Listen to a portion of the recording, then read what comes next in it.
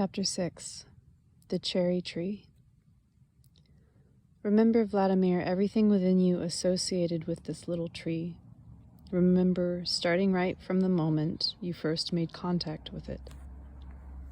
I shall try to remember if you think it's important. Yes, it is important. I was riding in my car. I don't remember where I was going. We stopped near the central market. I asked my driver to get out and buy some fruit.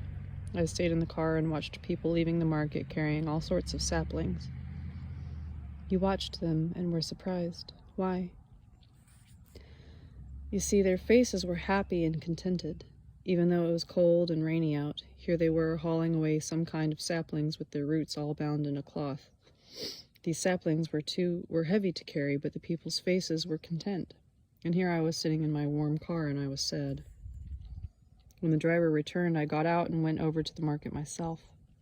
I kept walking up and down past the merchant stalls and bought 3 cherry saplings. As I was tossing them into the baggage compartment, the driver said that one of the saplings wouldn't survive, since its roots had been cut too short, and I'd better throw it out right off. But I decided to keep it. It was the most graceful of the 3. Then I went and planted the saplings in the garden of my country home. I threw in extra topsoil around the tree with the short roots, and a sprinkling of peat moss, along with a bit of fertilizer. In trying to help it, you burnt 2 more little roots of the sapling with the fertilizer, Anastasia added. But it survived. In the spring, when the buds started coming out on the trees, its branches came to life too. Little leaves began to appear. Then I set out on my commercial expedition. But before that, Anastasia observed, every day for a period of more than 2 months you would drive out to your country house, and the first thing you did was go and see how the little tree was getting along. Sometimes you stroked its branches. You were so happy to see the leaves and kept watering the tree. You drove a stake into the ground and fastened the trunk to it with twine all around so the wind wouldn't break it. Tell me, Vladimir, do you think that a plant reacts to people's attitudes toward them? Do you think they feel good and bad thoughts? I've heard or read somewhere that house plants and flowers do react that way. They can even become all withered when their caregiver goes away. I've heard about scientific experiments where they attached sensors to various plants, and the needles jumped one way when the plants were approached aggressively, and the other way when someone approached them with thoughts of gentleness and kindness. So, Vladimir, you know about plants reacting to the expression of human feelings, and according to the grand Creator's design, they strive to do all within their power, all that they can, to meet man's needs. They bring forth fruit and try to arouse positive emotions in man with their flowers, beautiful and fair. Indeed, they put oxygen in the air so that we can breathe. But plants have been granted yet another function which is no less important. Plants which come into direct contact with an individual man create for him a space of true love. The kind of love without which life for the human race would be impossible. Many Dachniks are in a hurry to get out to their plots because it is there that such a space has been created for them. And this little Siberian cherry tree that you thought to plant, the one you cared for yourself, it tried to do the same as all the other plants and perform its assigned function. If there are a lot of them, plants can create for man a significant space of love.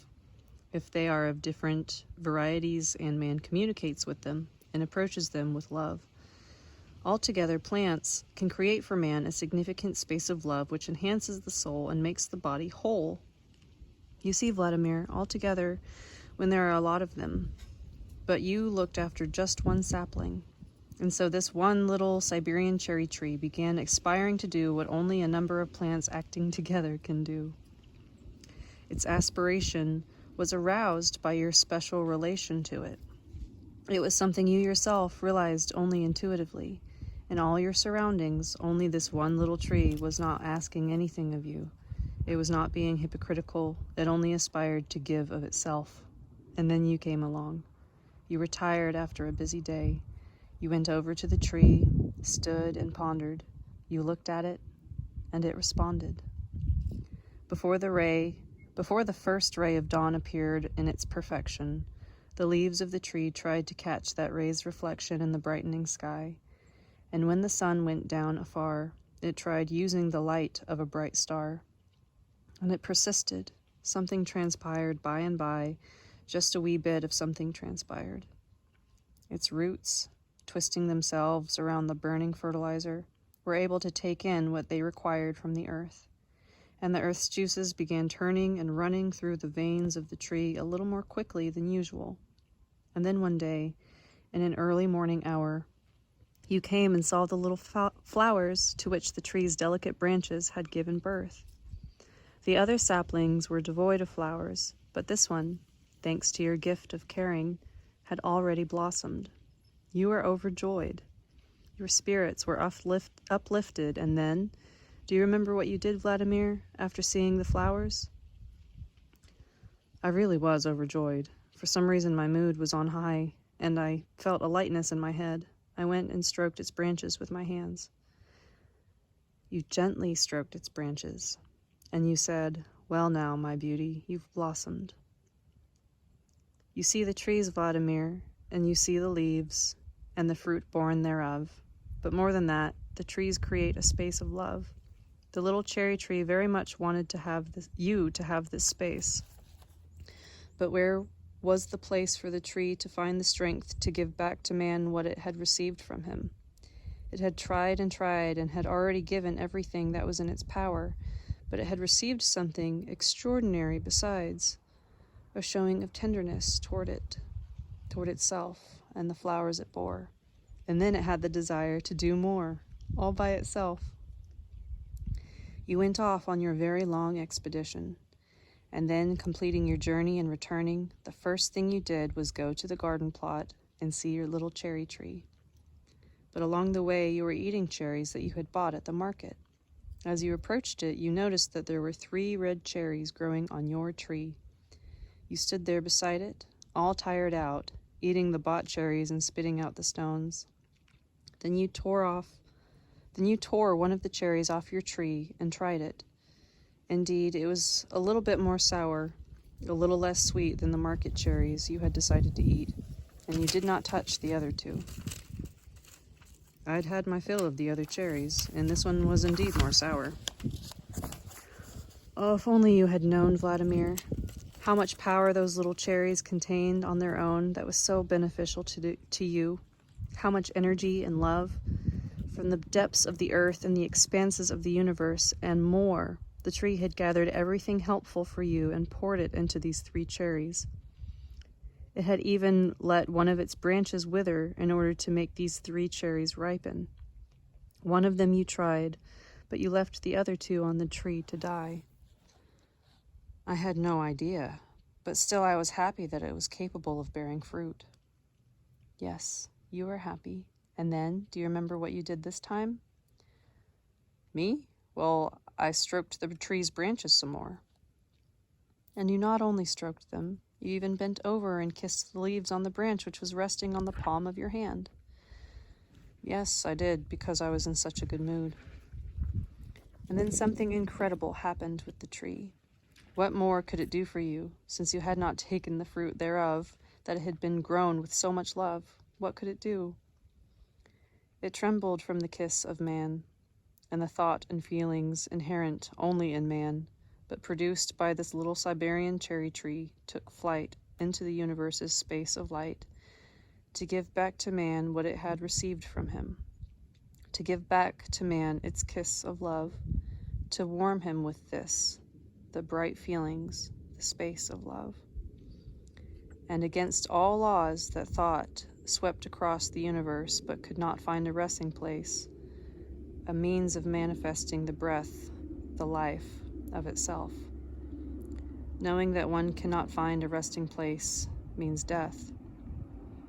Then the forces of light returned to the cherry tree, the bright thought it had produced, so that it might destroy the thought within itself and not perish. But the tree did not pick it up. The little Siberian cherry tree's burning desire endured unchanged extraordinarily pure and trembling. The forces of light did not know what to do. The Grand Creator was not about to change the established laws of harmony for you. But the cherry tree did not perish. It managed to endure because the thought, aspiration, and feelings thereof were extraordinarily pure, and by the laws that constitute creation as a whole, nothing can destroy pure love. And it circled over your soul and dreamt of finding a resting place, a place to thrive. Alone in the universe, it was striving, aspiring to create for you a space of love. I came to your ship at least to try to be of some help and to fulfill the cherry tree's desire and to find this resting place, to manifest its love, even though I did not know to whom it was addressed. Anastasia paused. You mean to say, I queried, that your relationship to me arose out of your desire to help the tree? My relationship to you, Vladimir, is simply that, my relationship.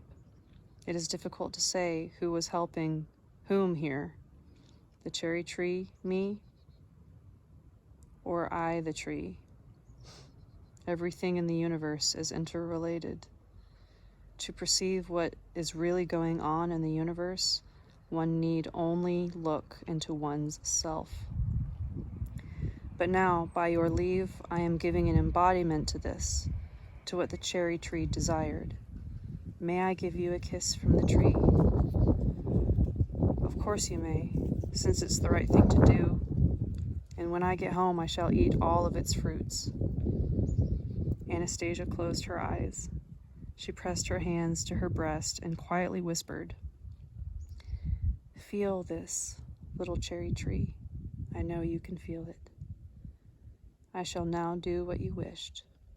This will really be your kiss, little cherry tree. Then Anastasia quickly placed her hands on my shoulders and, without opening her eyes, drew near, touched her lips to my cheek, and held them there. It was a strange kiss, just the touch of her lips. But it was not like any I had ever received before. It aroused an extraordinary, pleasing sensation, one I had never felt up until now.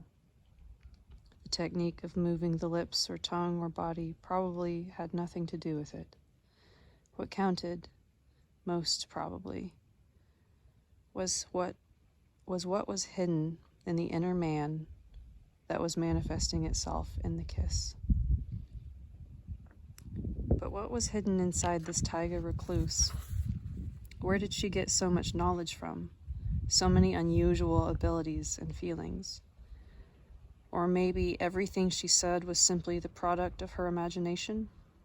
But then where did the extraordinarily tender, charming, and heartwarming sensations come from? The ones I could most certainly feel within me. Perhaps our joint efforts will manage to unravel the mystery through the aid of the following situation, which I had the good fortune to witness.